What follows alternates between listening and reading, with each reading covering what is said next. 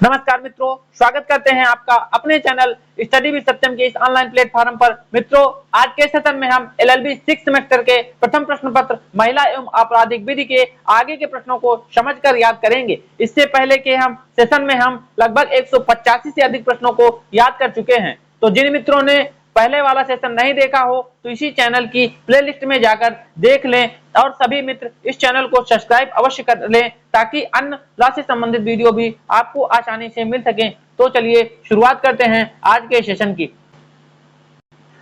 मित्रों, पहला प्रश्न आपका कहता है राष्ट्रीय महिला आयोग का अध्यक्ष कौन हो सकता है। आपको चार विकल्प दिए गए हैं। कहता है संसद द्वारा मनोनीत व्यक्ति, या भारत के राष्ट्रपति द्वारा नामित व्यक्ति, या रक्षा मंत्रालय द्वारा नामित एक व्यक्ति, या केंद्र सरकार द्वारा नामित व्यक्ति। तो राष्ट्रीय महिला आयोग का अध्यक्ष आपका केंद्र सरकार द्वारा नामित व्यक्ति हो सकता है। अगला प्रश्न आपका कहता है 2002 के संविधान के 86वें 86 संशोधन में निम्नलिखित में से कौन सा भारत के प्रत्येक नागरिक के मौलिक कर्तव्य के रूप में जोड़ा गया था। मौलिक कर्तव्य के रूप में से कौन जोड़ा गया था। पहला कहता है माता पिता या अभिभावक अपने बच्चे या जैसा भी मामला हो 6 से 14 वर्ष की आयु के बीच शिक्षा के अवसर प्रदान के लिए। दूसरा विकल्प कहता है हमारी मिश्रित संस्कृति की समृद्ध विरासत को महत्व देने और संरक्षित करने के लिए। तीसरा विकल्प आपका कहता है भारत के सभी लोगों के बीच सद्भाव और समान भाईचारे की भावना को बढ़ावा देने के लिए। धार्मिक, भाषाई और क्षेत्रीय या अनुभागीय विविधताओं से परे महिलाओं की गरिमा के लिए अपमानजनक प्रथाओं को त्यागने के लिए। या चौथा विकल्प कहता है वनों, नदियों और वन्य जीवन सहित प्राकृतिक पर्यावरण की रक्षा और सुधार करने के लिए और जीवित प्राणियों के लिए दया करने के लिए। तो आपका सही विकल्प होगा विकल्प नंबर ए, माता पिता या अभिभावक अपने बच्चे या जैसा भी मामला हो 6 से 14 वर्ष की आयु के बीच शिक्षा के अवसर प्रदान करने के लिए 2002 में 86 संशोधन किया गया था, 86वां संशोधन किया गया था। अगला प्रश्न आपका कहता है कार्यस्थल पर यौन उत्पीड़न रोकथाम निषेध और निवारण अधिनियम 2013 लागू होता है। किन पर लागू होता है। कहता है एक स्त्री पर या पुरुष और महिला दोनों पर, या उपयुक्त में से कोई नहीं। यह नियम लागू होता है एक स्त्री पर। यह नियम लागू होता है केवल एक स्त्री पर लागू होता है।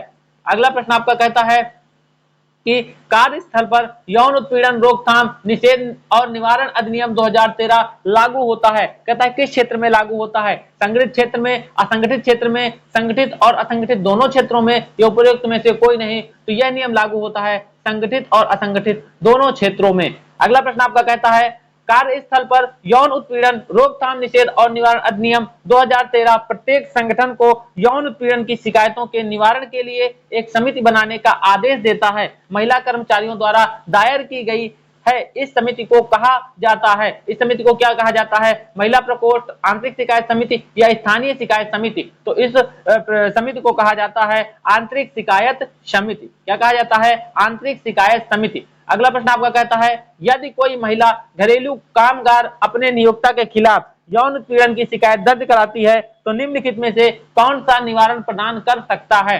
कहता है महिला प्रकोष्ठ, दूसरा कहता है आंतरिक शिकायत समिति या स्थानीय शिकायत समिति। तो इसका सही विकल्प होगा स्थानीय शिकायत समिति, अर्थात विकल्प नंबर सी आपका सही होगा। अगला प्रश्न आपका कहता है निम्नलिखित में से कौन कार्यस्थल पर यौन उत्पीड़न रोकथाम निषेध और निवारण अधिनियम 2013 के अनुसार यौन उत्पीड़न का गठन कर सकता है। पहला कहता है अवांछनीय शारीरिक संपर्क और आगे बढ़ना या अवांछित यौन टिप्पणी करना। दूसरा कहता है तस्करी, तीसरा कहता है एसिड अटैक। इसमें सही विकल्प आपका होगा अवांछित शारीरिक संपर्क और आगे बढ़ना या अवांछित यौन टिप्पणी करना। इसका सही आंसर विकल्प नंबर ए होगा। अगला प्रश्न आपका कहता है क्या यौन उत्पीड़न की घटना के बारे में जानकारी रखने वाला कोई भी व्यक्ति शिकायत समिति को शिकायत दर्ज करा सकता है। पहला विकल्प कहता है कि हाँ, केवल शिकायतकर्ता की लिखित सहमति पर। ये विकल्प आपका सही होगा, विकल्प नंबर ए। विकल्प नंबर 2 आपका कहता है, अगला विकल्प बी नंबर कहता है हाँ, शिकायतकर्ता की लिखित सहमति के बिना। तो लिखित सहमति के बिना नहीं करा सकता है, अर्थात विकल्प बी आपका सही नहीं होगा। तीसरा कहता है नहीं, ये भी सही नहीं होगा, अर्थात विकल्प नंबर ए आपका ही सही होगा। अगला प्रश्न आपका कहता है भारतीय संसद द्वारा पारित सभी अधिनियमों को प्रकाशित किया जाना चाहिए। जो भारतीय संसद द्वारा अधिनियम पारित किए जाते हैं तो कहता है इनको कहां प्रकाशित किया जाना चाहिए। पहला विकल्प कहता है राष्ट्रपति कार्यालय का बुलेटिन में, या भारत के राजपत्र में, या प्रधानमंत्री कार्यालय का बुलेटिन में। तो यह जो भारतीय संसद द्वारा पारित अधिनियम है यह भारत का राजपत्र में प्रकाशित किया जाना चाहिए। अगला प्रश्न आपका कहता है दहेज निषेध अधिनियम 1961 के अनुसार जब किसी व्यक्ति पर दहेज लेने या उसे उकसाने के लिए मुकदमा चलाया जाता है तो यह साबित करने का भार है कि उसने अपराध नहीं किया है। इस पर होता है कि उसने अपराध नहीं किया है, उस व्यक्ति से जुड़े सभी लोग जिस पर मुकदमा चलाया गया है। या दूसरा विकल्प कहता है जिस पर व्यक्ति पर मुकदमा चलाया जा रहा है उस पर यह भार होता है कि अपने आप को अपराध के भार से मुक्त कर सके और अपराधी सिद्ध ना होने दे। या तीसरा कहता है स्थानीय पार्षद पर या विवाह पंजीयक पर। इसका सही विकल्प होगा जिस व्यक्ति पर मुकदमा चलाया जाता है तो यह साबित करने का भार कि उसने अपराध नहीं किया है उसी व्यक्ति पर होता है। अगला प्रश्न कहता है घरेलू हिंसा से महिलाओं के संरक्षण अधिनियम के संबंध में निम्नलिखित में से कौन सा प्रासंगिक नहीं है। पहला कहता है कार्यस्थल प्रासंगिक नहीं है, या मौद्रिक राहत प्रासंगिक नहीं है, या संरक्षण आदेश प्रासंगिक नहीं है, या शारीरिक शोषण प्रासंगिक नहीं है। तो आपका सही विकल्प होगा कार्यस्थल, क्योंकि घरेलू हिंसा से महिलाओं के संरक्षण अधिनियम के संबंध में कार्यस्थल प्रासंगिक नहीं है। अगला प्रश्न आपका कहता है कोई भी बाहरी व्यक्ति जैसे पड़ोसी या दोस्त जो घरेलू हिंसा के मामले की रिपोर्ट संबंधित सुरक्षा अधिकारी को सद्भाव पूर्वक देता है तो यह एक नागरिक दायित्व है, या यह एक आपराधिक दायित्व है, यह एक वित्तीय दायित्व है। यह कहता है कोई दायित्व नहीं है, तो यह कोई दायित्व नहीं है। अगला प्रश्न आपका कहता है प्रश्न नंबर 198 कहता है कि दहेज निषेध अधिनियम दहेज निषेध अधिनियम 1961 के अनुसार दहेज देने या लेने या मांगने या स्वीकार करने पर क्या सजा है।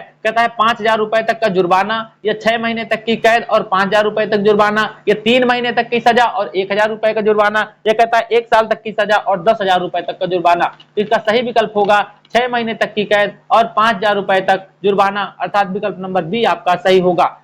मित्रों दहेज निषेध अधिनियम 1961 के अनुसार दहेज देने या लेने या मांगने या स्वीकार करने पर 6 महीने तक की कैद और 5,000 रुपए तक जुर्माना हो सकता है या है।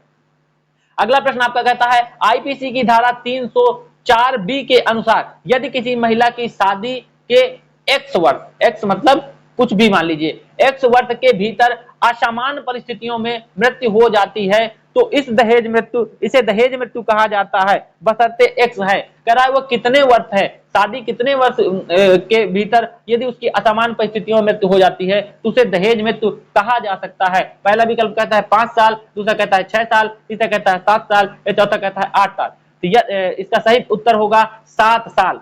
यदि किसी महिला की विवाह के 7 साल के भीतर ही उसकी असामान्य परिस्थितियों में मृत्यु हो जाती है तो यह आईपीसी की धारा 304 बी के अनुसार दहेज मृत्यु कही जाएगी, दहेज मृत्यु कही जाएगी, अर्थात विकल्प सी आपका 7 वर्ष सही आंसर होगा। अगला प्रश्न आपका कहता है आईपीसी की धारा 498 ए के अनुसार पति या उसके रिश्तेदारों द्वारा किसी महिला को दहेज के लिए किसी भी तरह की क्रूरता है। आप पूछता है कि किसी महिला को दहेज के लिए किसी भी तरह की क्रूरता है, आपको 4 विकल्प दिए गए हैं, बताना है कि आईपीसी की धारा 498 ए के अनुसार।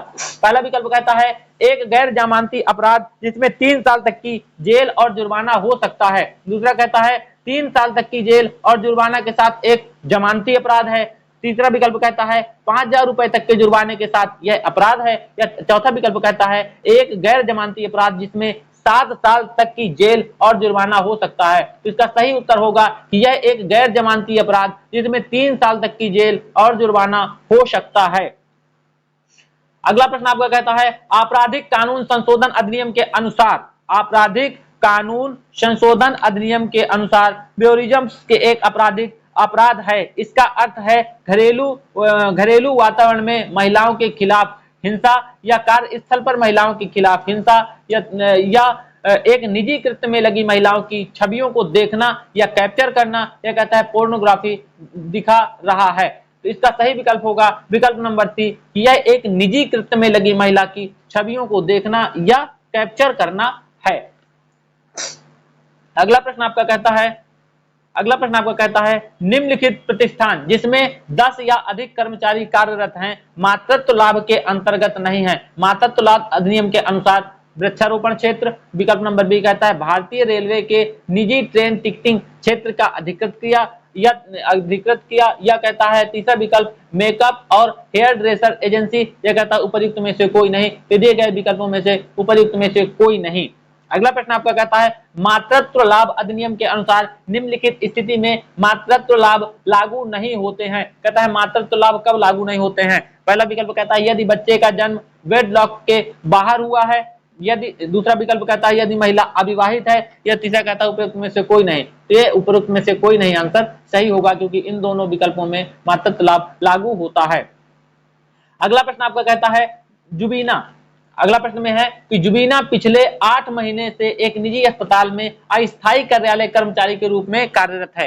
दुर्भाग्य से उसका गर्भपात हो जाता है और वह 4 सप्ताह की छुट्टी लेती है। मातृत्व लाभ अधिनियम के अनुसार इस अवधि के लिए वह हकदार है, छुट्टी लेने और मजदूरी नहीं। विकल्प नंबर 1 कहता है कि छुट्टी लेने की तो हकदार है लेकिन मजदूरी नहीं। दूसरा कहता है कि छुट्टी और पूर्ण वेतन दोनों, और तीसरा कहता है छुट्टी और आधा वेतन, या चौथा कहता है ना तो छुट्टी और ना ही वेतन क्योंकि वह एक अस्थायी कर्मचारी है। इसका सही विकल्प होगा छुट्टी और पूर्ण वेतन दोनों, अर्थात छुट्टी भी और वेतन दोनों ही लाभ मिलेंगे, उसे वह दोनों ही लाभ लेने की हकदार है। अगला प्रश्न आपका कहता है कार्यस्थल पर यौन उत्पीड़न रोकथाम निषेध निवारण अधिनियम 2013 लागू होता है। कहता है जो ये कार्यस्थल पर यौन उत्पीड़न रोकथाम निषेध और निवारण अधिनियम 2013 तो यह कहां लागू होता है। कहता है संपूर्ण भारत पर। दूसरा विकल्प कहता है जम्मू कश्मीर को छोड़कर पूरा भारत पर, यह कहता है उत्तर पूर्वी राज्यों को छोड़कर संपूर्ण भारत पर, यह कहता है केंद्र शासित प्रदेशों को छोड़कर संपूर्ण भारत पर। इसका सही विकल्प होगा, सही आंसर होगा यह संपूर्ण भारत पर लागू होता है। यह संपूर्ण भारत पर लागू होता है, यह किसी भी राज्य या केंद्र शासित प्रदेश को नहीं छोड़ता है। अगला प्रश्न आपका कहता है राज्य सरकार या सार्वजनिक क्षेत्र के उपक्रम में महिलाओं को रोजगार लेने से रोकने या प्रतिबंधित करने के लिए राज्य सरकार द्वारा पारित कोई भी कानून या कोई कार्यवाही का उल्लंघन करता है। मौलिक अधिकार का पालन करना क्या है। कहता पहला कहता है सांस्कृतिक और शैक्षिक अधिकार, यह स्वतंत्रता का अधिकार, यह समानता का अधिकार। यह एक समानता का अधिकार है, यह एक समानता का अधिकार है, अर्थात विकल्प नंबर सी आपका सही होगा। अगला प्रश्न आपका कहता है कोई चिकित्सीय आपात स्थिति न होने पर गर्भावस्था का चिकित्सीय समापन एमटीपी हो सकता है। एमटीपी हो सकता है कब, आपको 4 विकल्प दिए गए हैं। कहता है अगर सरकार द्वारा गठित जिला स्तरीय समिति द्वारा अधिकृत स्थान पर, यह कहता है इंडियन मेडिकल एसोसिएशन द्वारा अधिकृत स्थान पर, यह कहता है 20 से अधिक वर्षों के अनुभव वाले किसी भी पंजीकृत चिकित्सक द्वारा अधिकृत स्थान पर, यह कहता है किसी भी स्थान पर जहां एक पंजीकृत चिकित्सक मौजूद है। इसका सही विकल्प होगा सरकार द्वारा गठित जिला स्तरीय समिति द्वारा अधिकृत स्थान पर ही एमटीपी हो सकता है। अगला प्रश्न आपका कहता है एक मां के लिए लागू नर्सिंग ब्रेक जो मातृत्व अवकाश का लाभ उठाकर अपने कर्तव्यों पर वापस आ गई है जब तक कि बच्चा 15 महीने की आयु प्राप्त नहीं कर लेता, वह है।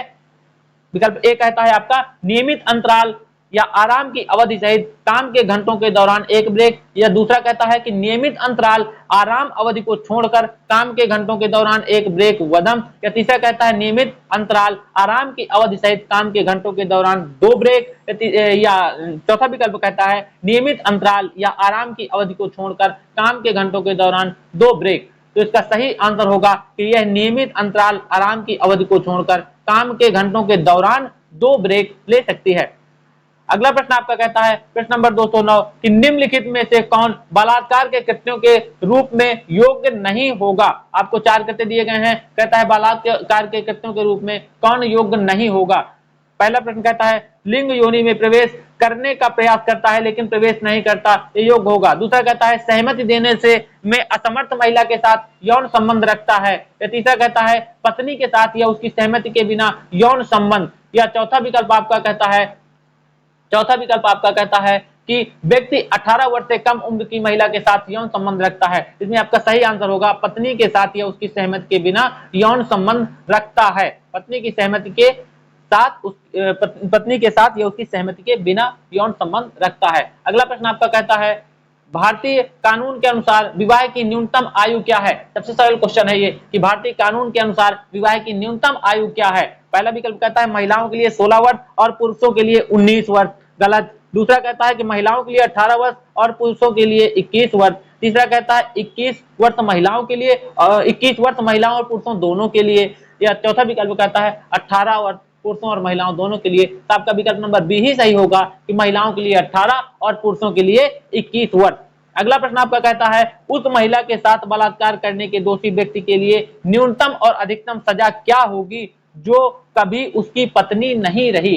अर्थात जो कभी उसकी पत्नी नहीं रही और उसके साथ बलात्कार करने वाले दोषी के लिए न्यूनतम और अधिकतम सजा क्या होगी। पहला कहता है कम से कम 7 साल कैद और अधिकतम मौत की सजा। दूसरा कहता है कम से कम 5 साल कैद और अधिकतम 10 वर्ष कारावास। तीसरा कहता है कम से कम 3 साल की कैद और अधिकतम मौत की सजा। या चौथा कहता है कम से कम 7 साल कैद और अधिकतम आजीवन कारावास। इसका सही विकल्प होगा कम से कम 7 साल की कैद और अधिकतम मौत की सजा।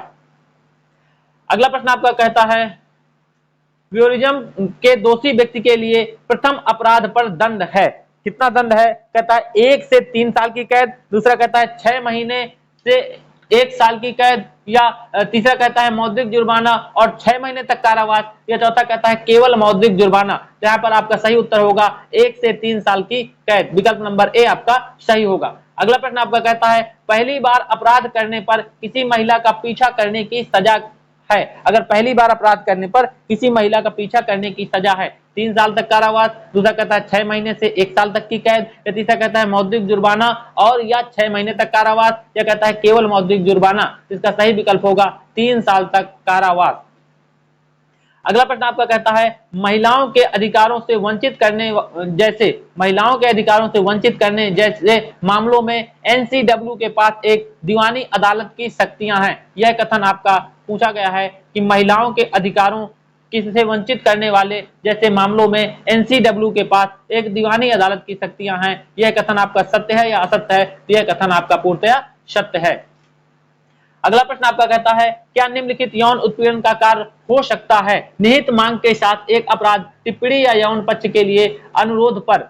यह नहीं या हाँ। इसका होगा हाँ, यह हो सकता है। अगला प्रश्न आपका कहता है यौन उत्पीड़न के मामले में शिकायत और जांच कार्यवाही का कोई भी विवरण जिससे शिकायतकर्ता की पहचान हो सकती है जनता के सामने प्रकट नहीं किया जा सकता है। यह कथन सत्य है या असत्य है। तो यह कथन आपका सत्य है। अगला प्रश्न आपका कहता है अगर यौन उत्पीड़न की शिकायत झूठी या दुर्भाग्यपूर्ण पाई जाती है तो शिकायत समिति क्या कार्यवाही करती है। पहला कहता है कोई कार्यवाही नहीं, मामला खारिज किया जाता है। या दूसरा कहता है समिति नियोक्ता को सेवा नियमों के अनुसार शिकायत दर्ज करने वाले व्यक्ति के खिलाफ कार्यवाही करने की सिफारिश करती है। तो आपका विकल्प नंबर बी ही सही होगा कि समिति नियोक्ता को सेवा नियमों के अनुसार शिकायत दर्ज करने वाले व्यक्ति के खिलाफ कार्यवाही करने की सिफारिश करती है। अगला प्रश्न आपका कहता है क्या आपराधिक कानून संशोधन अधिनियम 2013 में पीछा करने को आपराधिक कृत्य माना जाता है, हाँ या नहीं। तो हाँ, क्योंकि किसी का पीछा करना आपराधिक कृत्य माना जाता है। अगला प्रश्न आपका कहता है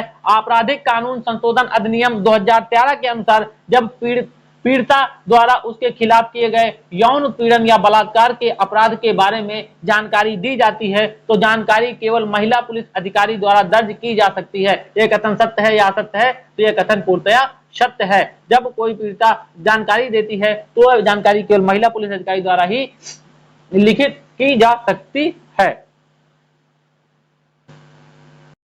अगला प्रश्न आपका कहता है अनुच्छेद के के तहत 14 वर्ष से कम उम्र के किसी भी बच्चे को खतरनाक उद्योग में काम करने की अनुमति नहीं है। आपसे वो अनुच्छेद पूछा गया है जिसमें 14 वर्ष से कम उम्र के किसी भी बच्चे को खतरनाक उद्योग में काम करने की अनुमति नहीं है। तो यह अनुच्छेद आपको 4 विकल्प दिए गए हैं। कहता है 15(3) के अंतर्गत या अनुच्छेद 23 के अंतर्गत या अनुच्छेद 24 के अंतर्गत या अनुच्छेद 45 के अंतर्गत। इसका सही विकल्प सही आंसर होगा अनुच्छेद 24 के अंतर्गत। अर्थात अनुच्छेद 24 में यह प्रावधान है कि 14 वर्ष से कम उम्र के किसी भी बच्चे को खतरनाक उद्योग में काम करने की अनुमति नहीं है। किसी भी बच्चे को खतरनाक उद्योग में काम करने की अनुमति नहीं है यदि वह 14 वर्ष से कम आयु का है। यह अनुच्छेद 24 प्रावधान करता है।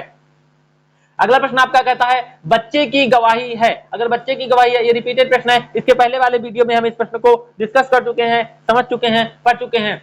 जिन मित्रों ने अब तक पिछले वीडियो नहीं देखे हैं तो प्लेलिस्ट में जाकर इससे पहले के वीडियो अवश्य देख लें। तो बच्चे की गवाही है क्या है? हमेशा अनुमति दी जाती है या कभी अनुमति नहीं है या केवल तभी अनुमति दी जाती है जब बच्चा प्रश्न को समझ सके, या विकल्प डी कहता है केवल तभी अनुमति दी जाती है जब वह सभी प्रश्नों का उत्तर दे सके। इसका सही आंसर होगा केवल तभी अनुमति दी जाती है जब बच्चा प्रश्न को समझ सके। अगला प्रश्न आपका कहता है भारतीय विदेश सेवा में महिला कर्मचारी को शादी करने से पहले सरकार की पूर्व अनुमति लेनी होगी, निम्न में से किस मामले में इस नियम को समाप्त कर दिया गया था? यह भी आपका रिपीटेड प्रश्न है। कहता है यह साहिबानो केस में समाप्त किया गया था, या हुसैन आरा खातून के केस में, या नरगिस मिर्जा के केस में, या मुथु अम्मा के केस में? तो आपका सही आंसर होगा यह मुथु अम्मा के केस में समाप्त कर दिया गया था। अगला प्रश्न आपका कहता है सती प्रथा को सर्वप्रथम 1929 में किसके प्रयासों के कारण प्रतिबंधित किया गया था? ध्यान दें मित्रों, यहाँ पर 1929 न होकर के 1829 होगा, क्योंकि सती प्रथा के निरोध कानून 1829 में लाया गया था, तो यहाँ पर 1829 होगा। तो यह कहता है किसके प्रयासों से प्रतिबंधित किया गया था? पहला महात्मा फूले, या इंदिरा गांधी, या राजा राम मोहन राय, या महात्मा गांधी? तो यहाँ पर सही आंसर होगा सी नंबर, राजा राम मोहन राय के प्रयासों से यह सती प्रथा के को प्रतिबंधित किया गया था। अगला प्रश्न आपका कहता है एकमात्र अंतरराष्ट्रीय संगठन जो विशेष रूप से बच्चों के अधिकारों की रक्षा करना चाहता है, एकमात्र अंतरराष्ट्रीय संगठन जो बच्चों के अधिकारों की रक्षा करता है, यह भी आपका रिपीटेड प्रश्न है। यहाँ पे आपके 4 विकल्प दिए गए हैं। कहता है विश्व स्वास्थ्य संगठन, यूनिसेफ, यूनेस्को, या ILO? यहाँ पर सही आंसर होगा यूनिसेफ। यूनिसेफ बच्चों के अधिकारों की रक्षा करता है, यह एक अंतरराष्ट्रीय संगठन है। अगला प्रश्न आपका कहता है बाल कल्याण बोर्ड का गठन के अंतर्गत किया जाता है। आपसे अधिनियम पूछा गया है जिसके अंतर्गत बाल कल्याण बोर्ड का गठन किया जाता है। कहता है बाल अधिनियम 1960 के तहत, या किशोर न्याय बच्चों की देखभाल संरक्षण अधिनियम 2000 के तहत, या अभिभावक और वार्ड अधिनियम 1890 के तहत, या फैमिली कोर्ट एक्ट 1984 के तहत? तो आपका सही आंसर होगा बाल अधिनियम 1960 के तहत।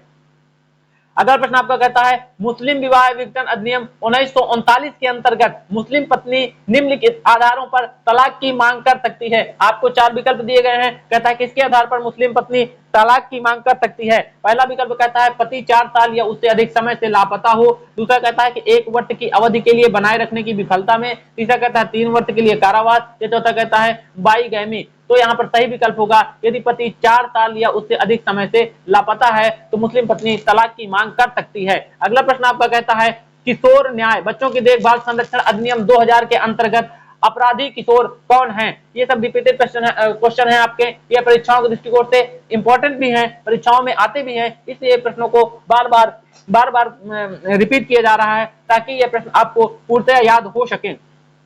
तो आपसे प्रश्न कह रहा है कि किशोर न्याय बच्चों की देखभाल और संरक्षण अधिनियम 2000 के अंतर्गत अपराधी किशोर है। अपराधी किशोर का अर्थ क्या है? तो कहता है अपराधी किशोर का अर्थ है एक किशोर जिसे उसके माता पिता या रिश्तेदारों द्वारा छोड़ दिया गया है या उसके साथ दुर्व्यवहार किया गया है। दूसरा कहता है कि अपराधी किशोर का अर्थ है एक किशोर जिस पर अपराध का आरोप है और उसने 18 वर्ष की आयु पूरी नहीं की है, अर्थात 18 वर्ष से कम आयु का व्यक्ति है। तीसरा कहता है कि अपराधी किशोर का अर्थ है एक किशोर संस्था जहां सुधार की आवश्यकता वाले व्यक्तियों को हिरासत में लिया गया है। या चौथा कहता है किशोर मामले की सुनवाई के लिए एक अदालत एक साधन है। यहाँ पे आपका विकल्प नंबर बी सही होगा कि अपराधी किशोर का अर्थ है एक किशोर जिस पर अपराध करने का आरोप है और उसने 18 वर्ष की आयु पूरी नहीं की है।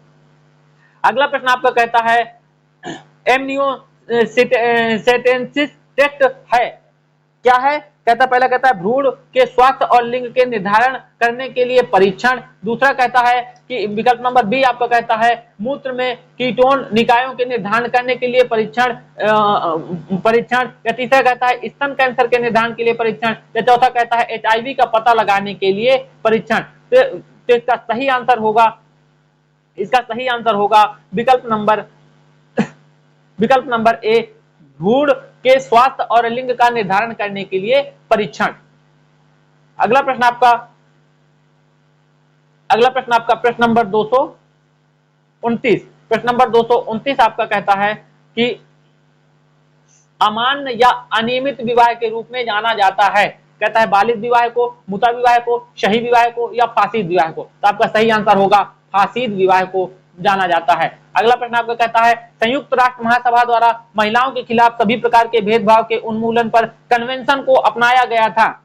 रिपीटेड प्रश्न ये भी है, कह रहा है पहला विकल्प कि 15 दिसंबर 1979 को, या कहता है 15 दिसंबर 1978 को, या 18 दिसंबर 1979 को, या 18 दिसंबर 1978 को। यहाँ पर सही विकल्प होगा 18 दिसंबर 1979 को। अगला प्रश्न आपका कहता है अभिव्यक्त अभिव्यक्त अभिव्यक्त क्विक विथ चाइल्ड का अर्थ है, क्विक विथ चाइल्ड का अर्थ क्या है? कहता है बच्चे की तत्काल हिरासत में लेना या गर्भावस्था का चरण जहां भ्रूण की गति को महसूस किया जा सकता है। तीसरा कहता है न्यायालय द्वारा नाबालिग के अभिभावक या उपर्युक्त में से कोई नहीं। यहाँ पर सही विकल्प होगा गर्भावस्था का चरण जहां भ्रूण की गति को महसूस किया जा सकता है। अगला प्रश्न आपका कहता है दहेज हत्या की सजा है, दहेज हत्या की क्या सजा है? मौत की सजा या कम से कम 7 साल की कैद और आजीवन कारावास हो सकता है। यह कहता है 10 साल की कैद और 50,000 रुपए तक जुर्माना हो सकता है। यह कहता है कोई कारावास नहीं, केवल जुर्माना हो सकता है। तो सही विकल्प होगा कम से कम 7 साल की कैद या आजीवन कारावास हो सकता है। अगला प्रश्न आपका कहता है आईपीसी की कौन सी धारा एक महिला की सील का अपमान करने के इरादे से संबंधित है? आईपीसी की कौन सी धारा? आपको विकल्प दिए गए हैं धारा 304, धारा 376, या धारा 504 या धारा 509। तो यहाँ पे आपका सही उत्तर होगा धारा 509, अर्थात धारा 509। आईपीसी की धारा 509 एक महिला की सील का अपमान करने के इरादे से संबंधित है। अगला प्रश्न आपका कहता है भारत के संविधान में निम्नलिखित में से कौन सा अनुच्छेद पुरुषों और महिलाओं दोनों के लिए समान कार्य के लिए समान वेतन का प्रावधान करता है? कहता है अनुच्छेद 39C, अनुच्छेद 39D, अनुच्छेद 39B, अनुच्छेद 39A। तो आपका सही विकल्प होगा अनुच्छेद 39D। अगला प्रश्न आपको कहता है एक हिंदू महिला की निर्वसियत मृत्यु के मामले में, निर्वसियत अर्थात बिना वसीयत किए हुए मृत्यु के मामले में यदि 2 या 2 से अधिक वारिस एक साथ संपत्ति के उत्तराधिकारी होते हैं तो वे संपत्ति ले लेंगे। कहता है प्रति व्यक्ति, दूसरा कहता है प्रति हलचल, तीसरा कहता है प्रति परिवार, चौथा कहता है प्रति उत्तराधिकारी। इसका सही विकल्प होगा प्रति हलचल, अर्थात विकल्प नंबर बी आपका सही होगा। अगला प्रश्न आपका कहता है जहां एक पति अपनी पत्नी पर व्यभिचार का आरोप लगाता है और आरोप झूठा है, उसकी पत्नी तलाक के लिए मुकदमा करने और प्राप्त करने के लिए नैतिक है, जो है क्या है? खुलास है, लियान है, मुबारकात है या जिहारे है। तो आपका सही आंसर होगा ये लियान है। अगला प्रश्न आपका कहता है अवयस्क का वास्तविक अभिभावक है, अवयस्क व्यक्ति है तो उसका वास्तविक अभिभावक कौन है? न्यायालय द्वारा नियुक्त अभिभावक या एक प्राकृतिक अभिभावक? या विकल्प नंबर सी आपका कहता है कि जो स्वयं अवयस्क के मामलों के प्रबंधन को अपने हाथ में लेता है वह, या कहता है एक कानूनी अभिभावक। तो आपका विकल्प नंबर सी सही होगा कि जो स्वयं अवयस्क के मामलों का प्रबंधन अपने हाथों में लेता है। अगला प्रश्न आपका कहता है बाल विवाह निरोध अधिनियम 1929 के तहत बाल का अर्थ है, यहाँ पर बाल का अर्थ पूछा गया है। कहता है पहला विकल्प कहता है कि यदि पुरुष 21 वर्ष की आयु पूरी नहीं की और यदि महिला 18 वर्ष की आयु पूरी नहीं की। तो बाल का अर्थ विकल्प नंबर ए ही है कि यदि पुरुष ने 21 वर्ष की आयु पूरी नहीं की और महिला ने 18 वर्ष की आयु पूरी नहीं की। ये सारे प्रश्न हम इसके पहले की वीडियो में भी पढ़ चुके हैं, ये पूरे रिपीटेड प्रश्न है। अगला प्रश्न कहता है यदि गोद लेने वाली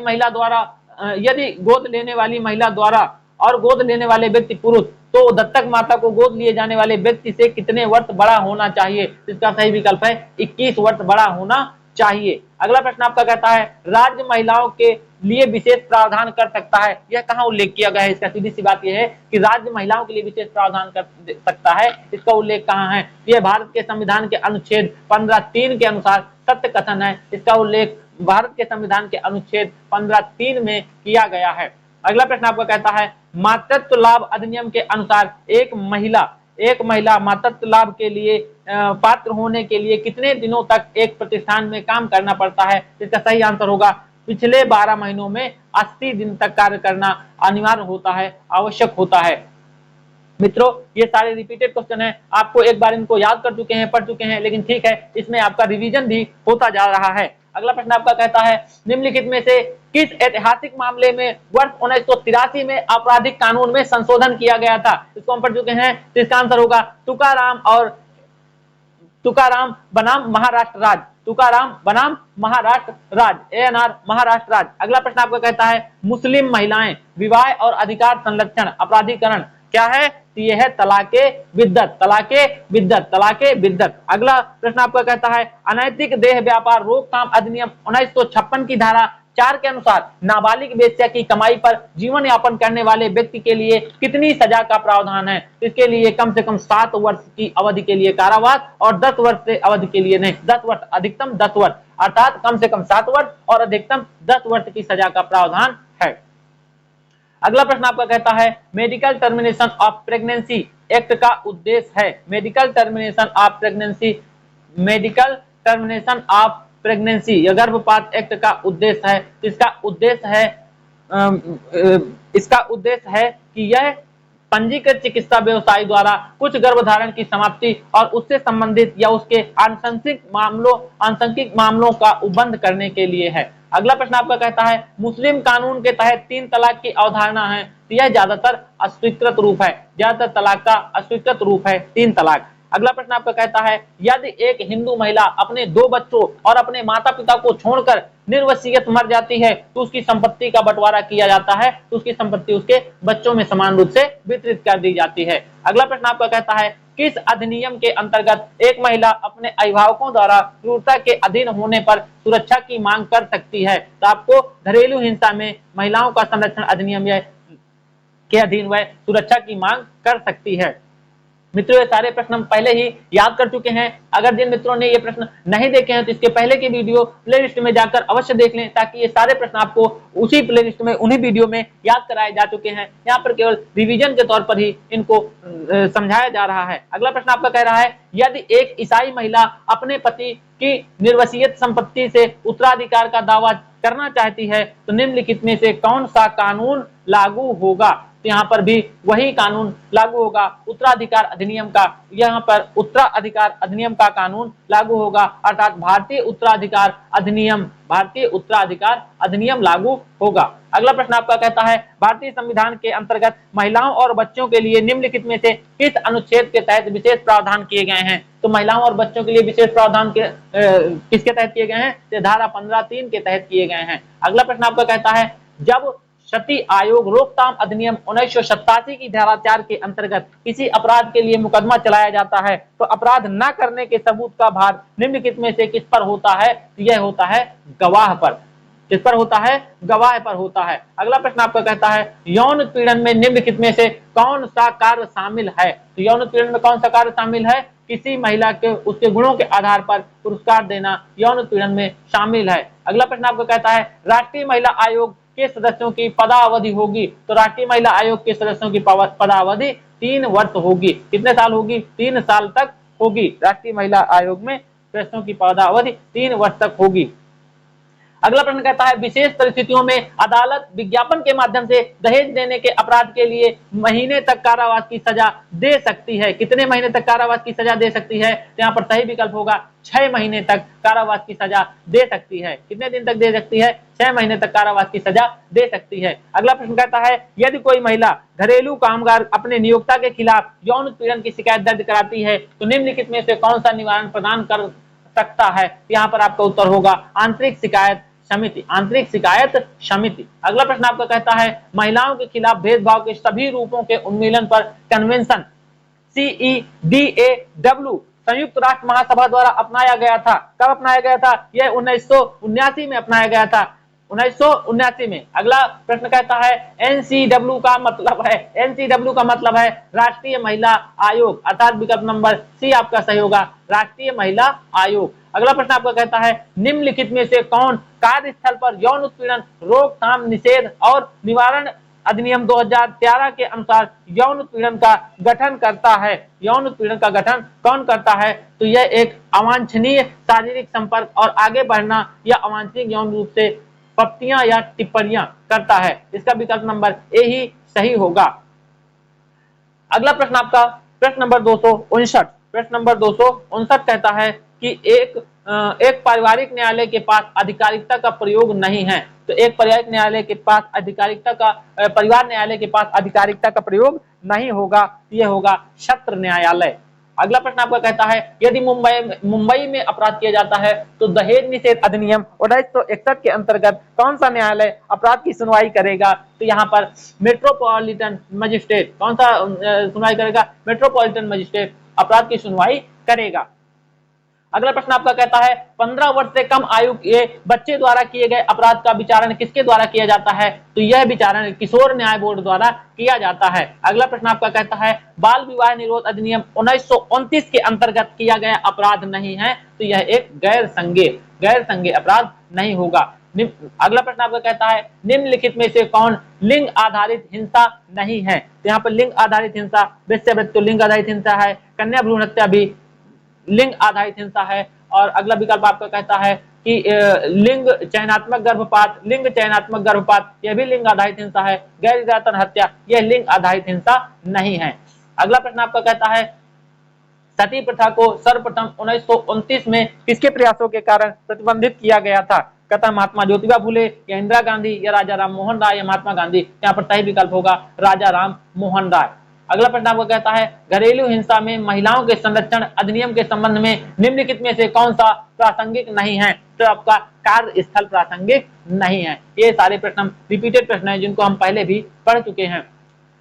तो मित्रों आज का क्लास यही समाप्त होता है। आज की आपकी ये पूरी सीरीज आपको याद हो चुकी है, तो कैसी लगी आपको ये सीरीज यह जरूर हमें कमेंट बॉक्स में बताएं, तथा जिन मित्रों ने अभी तक चैनल को सब्सक्राइब नहीं किया सब्सक्राइब करें ताकि आपको लॉ से संबंधित समस्त प्रकार की जानकारियां तथा और अन्य सीरीज भी मिल सके। धन्यवाद मित्रों।